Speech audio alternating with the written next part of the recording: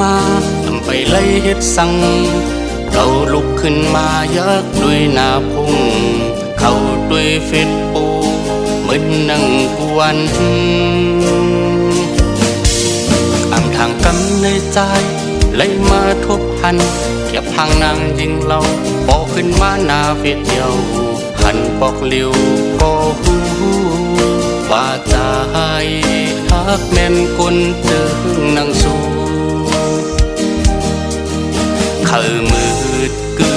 อมาเขาถามตัวว่าน้องจื้อสั่งนอโอ้โหยิ่งน้องเป็ดผู้คุยจงป่ามีก็หักมันแก่นเยาวนอไปหูจักมาลีใจเขาบอดินตอดกิ่งมือพองมือยุ่ง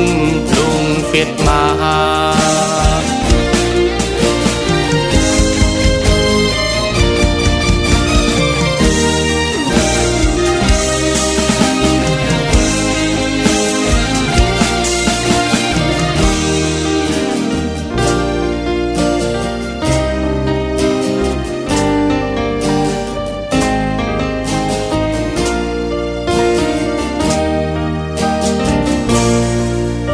ทางกำในใจ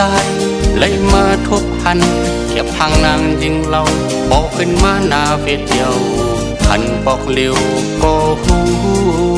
ว่าจะให้ทักแม่นคนเจอนางสู้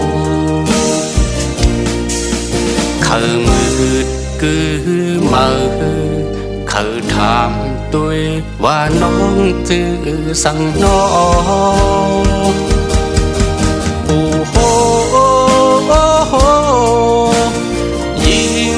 งเป็ดผู้คุย